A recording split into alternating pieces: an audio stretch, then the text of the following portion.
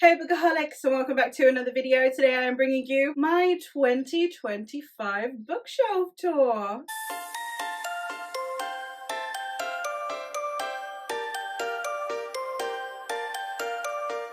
I do a bookshelf tour every year. I think since I started my channel. I don't know if my first one is still up though because it was atrocious. But I have been doing them every year. I like it for me. I like to be able to see how my shelves are changing and what they are looking like. And then I also figured that some of you like looking at other people's shelves. Obviously, especially these ones because they are my background in most of my videos. So it means that then you can get like a bit of a close-up and get acquainted with them. Obviously, they do change throughout the year, especially these because this is my TBR shelf. All of these are TBR. So obviously any new books that I acquire get put on here. Any books that I read get taken to the other shelves, and it's kind of like a process. So they do change throughout the year. So it's always nice to see how I start out the year versus how I begin the next year. So let's go take a closer look. I am not going to be pulling out individual books, especially on these. If you want to know all of the books that are on here, it is basically my entire owned TBR with a couple of new additions, which would be the Weavers of Alamaxa series, the second Stormlight Archive book,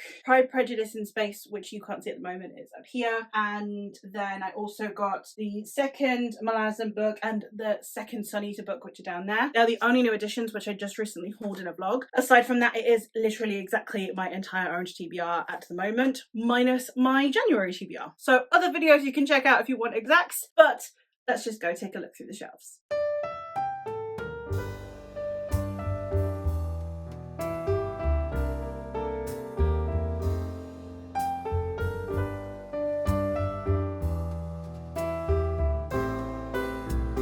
Up on this first shelf, we have my mythology books. So we have some standalones, some first books in series, some books by some favourite authors, and we have the Boudica series being the standout one, I think, on this shelf, which I'm hoping will actually come up in the jars this year and I can finally read it. Up on this one, we have some of my nice, pretty editions, and we also have my YA because I literally only have 4 YA books in physical form. So I put them all together there, and then yeah, my pretty additions to kind of just jazz up the top of the shelves a little bit. And then at the top of the last one, I just have my gorgeous illustrated edition of Assassin's Apprentice. Down on the second row, we have the start of my historical fictions. I do have 2 non-fictions on the end there, and then they are sorted by author surname, and we have some authors that I really want to try, like Louis de Berniers and Con Iggulden, Mary Renaud, and then I have some favourites. I have Robert Harris, and I also have CJ Sampson on here.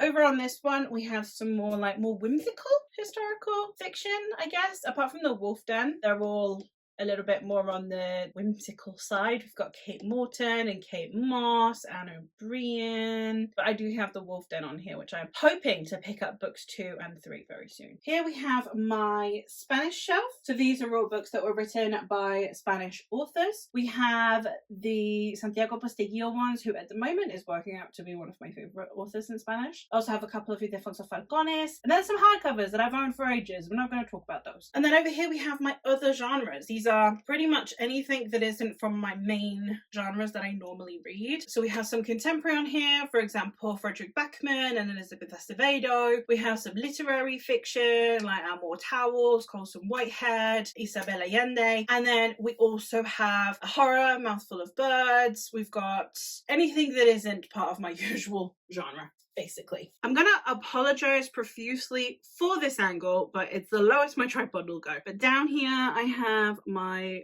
romance shelf. So we've got the League of Extraordinary Gentlewomen over there. We've got the Love Hypothesis. We've got, oh, what's this one called? Dangerous Damsels, I think, by India Horton. Hannah Khan Carries On. A load of Nora Roberts that my friend gave me. We've got The Hating Game and Fourth Wing. Fourth Wing is technically romantasy, but I don't have enough romantasy to have a romantasy shelf, so it's just on the romance shelf. On this next shelf, we have the start of my fantasy series. we have my Jean M. Owl books, which are the ones that I'm going to hopefully be reading throughout this year. I am hosting a buddy read for it. Then we have Robert Jackson Bennett's City series, Mike Brooks's God King Chronicles, and we also have the Rook and Rose series by M.A. Carrick. We have the second of the fantasy series shelves here, where again, just some more epic fantasy, some authors I want to try. We've got Fonda Lee and Mark Lawrence. We've got some genres that I want to try. I want to get more into some fantasy dark academia with Lev Grossman. I haven't read a single author from this shelf, and they're all ones that I'm really excited to try. Once again, continuing on with the fantasy shelves, with the fantasy series shelves specifically. Here we've got a couple of historical fantasies. We've got my Cosmere books, some chonkers, some authors I want to try. Again, aside from Sanderson, I've actually not read any of these authors. So again, very excited to be getting to those, hopefully sometime soon. Over on this one, we have more fantasy series, but they are odd sizes. So we have some of the like US sizes, for example, the Quest for Heroes, Ascendant series.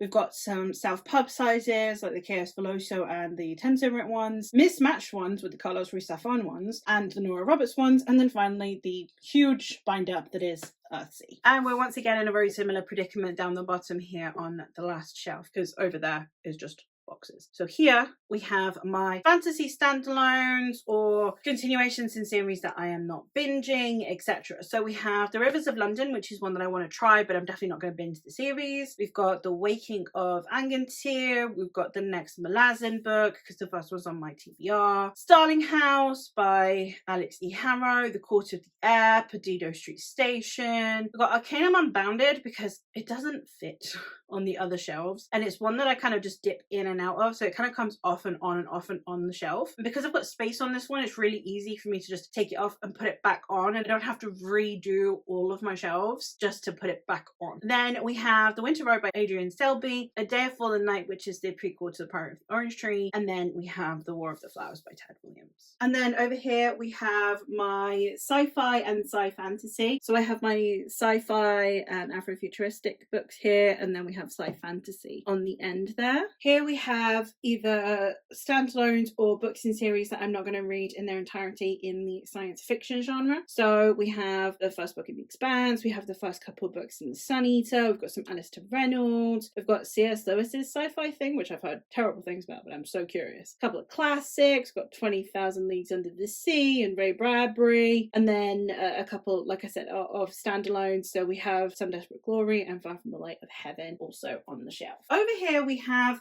other speculative books. So we have, for example, The Beautiful Ones. I don't know if it has any speculative elements in it, so it's there at the moment. But we have my paranormal ones like Anne Rice, The Testament of Gideon Mack, Forest of Hands and Teeth. We've got my dark academia fantasy that is the Catherine House. We've got the borderline horror that I think Prey by Michael Crichton is. So all in all, these are just the ones that I'm like, kind of speculative, but not quite fantasy. So they're not going on the fantasy shelf. Now, since this is the shelf that's normally behind my chair and you can't see, it doesn't really matter. But this is just series that I have a book in, but I do not have the first book and therefore cannot actually read said book. Or in the case of Ninth House, which is at the back there, the issue being that I want to binge the series, but at the moment I only own the first book and the series isn't out in its entirety, so that one is just waiting. And someday its prince will come. So over here we have my Discworld books all along here. There are quite a few. Then we have my Book of Dust by Philip Pullman. And then we have all of my in-depth books by J.D. Robb. Aside from Book of Dust, this is basically my palette cleanser shelf. They're just like quick,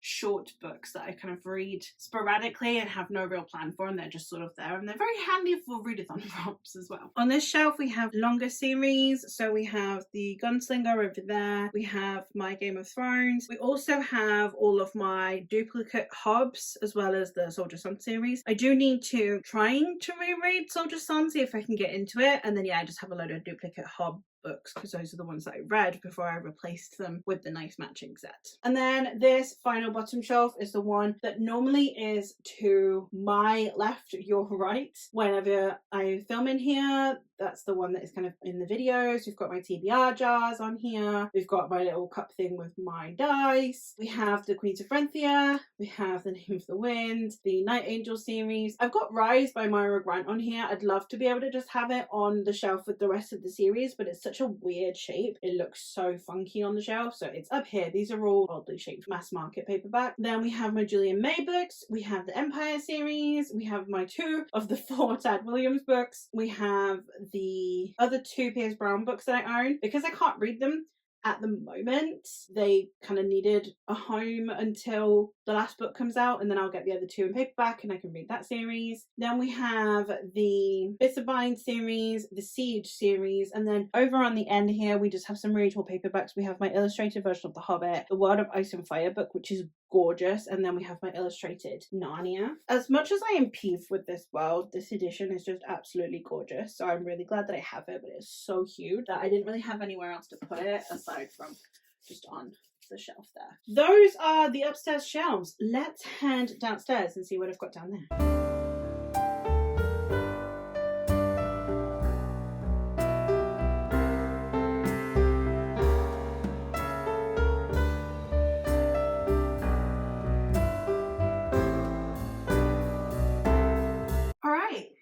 Main shelves, we have my Brandon Sanderson shelf, which is growing for better or for worse. I'm having a decent time with it, so the shelves will potentially still grow. I don't know if I'm going to get every single Sanderson book, but I'm working on it.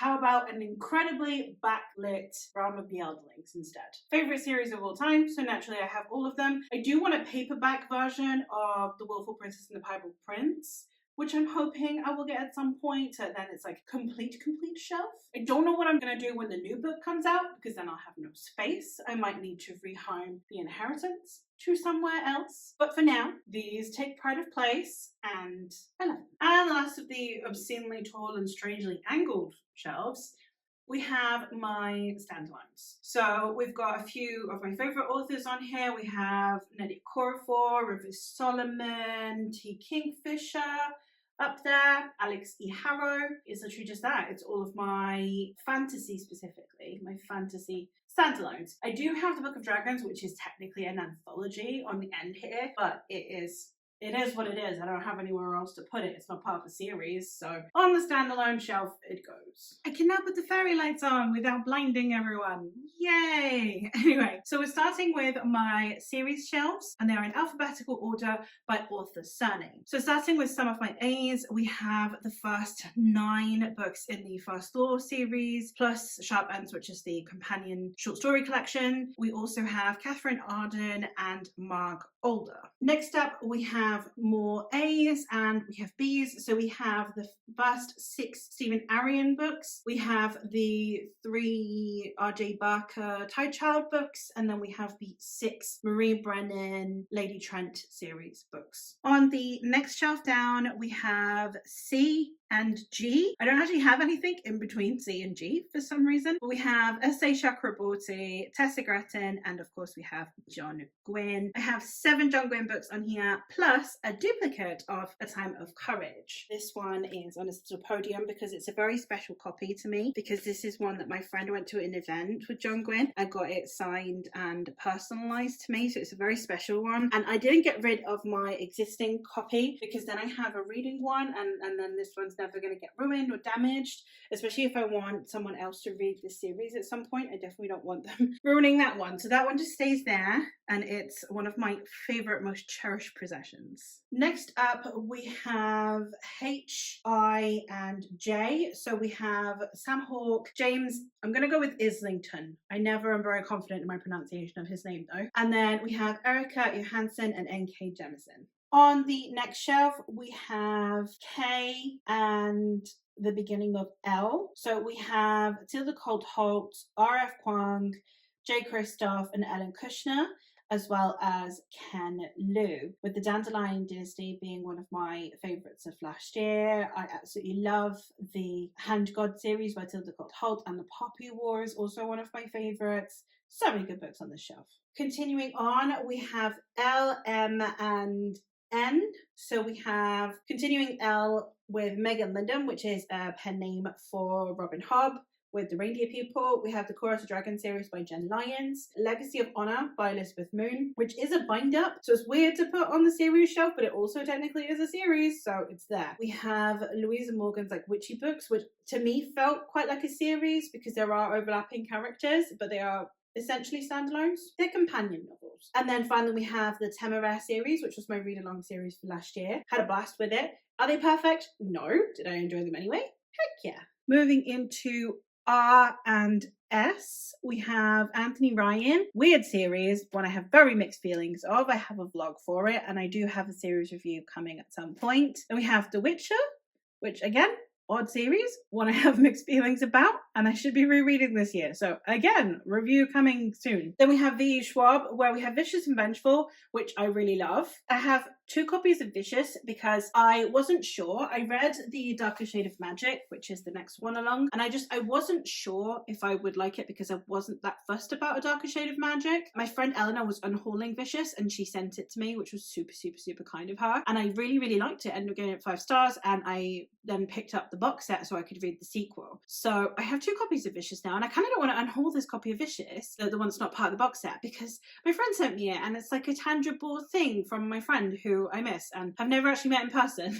So it's a nice thing to keep. So that's just staying there anyway. Next up, we have more S and then T. So we have Go to Helsing by Vivian Shaw. We have The Empire of Dust by Anna Smith Spark, which is one of my favorites. We have the Godblind series by Anna Stevens, which I also absolutely loved. We have the Drowning Empire by Andrea Stewart, which I had mixed feelings on. And then we have the Echoes of the Fall by Adrian Tchaikovsky. And the last of my fantasy shelves down here, we have V and W. So we have Chaos Belloso's Chronicles of the Bitch Queen, Wolf Queen, whatever you want to call it. And we also have both Jen Williams, which I have got, as you saw previously, her other series on my TBR, which I've heard is better. I did quite like this one, but it wasn't like the best thing I've ever read. And then we also have David Ragg. On these end shelves here, I have other genres that are speculative. So this shelf specifically is my mythology shelf. It's not very long at the moment, but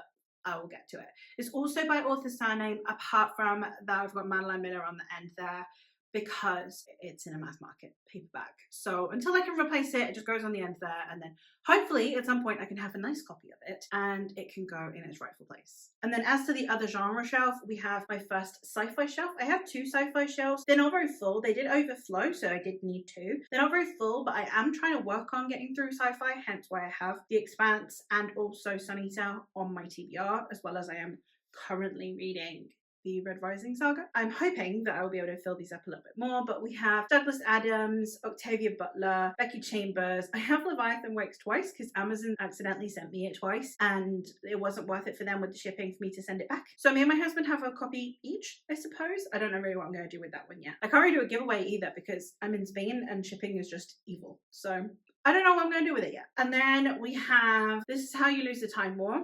And then we have my Myra Grant books. Myra Grant being one of my absolute favourite sci-fi authors. And this is what I mean by the shelves not being very full. This is my second sci-fi shelf, which at the minute is, again, looking a little bit emaciated, but it is what it is. We have Dan Simmons, Joanna Russ, Arcady Martin, Ursula K. Le Guin, Laura Lamb, and Yoon Ha Lee. I did that backwards. But yeah, it is in alphabetical order. I am very excited to continue filling the sci-fi shelves, I'm not gonna lie. We'll see how 2025 fares. Next up, we have the first of my romantasy shelves. I'm getting into romantasy. It's not like a huge genre that I read, but clearly it's the 3rd most prevalent, which is quite impressive. But yeah, I have Olivia Atwater, who I read last year and loved. I have Tanria series by Megan Bannon, which I am loving. I order them as soon as they come out and read them, and it's one of the series that I don't binge because I don't don't need to. We have The Red Scholar's Wake by Elliot de Bodin, which obviously not romantasy, it's romantic sci-fi. I have mixed feelings on that one. I also don't know if I should put it on the sci-fi shelf or on this shelf, but let me know if you've read that one. Where would you put it? Would you put it on the sci-fi shelf or would you put it on the romantic shelf? Let me know.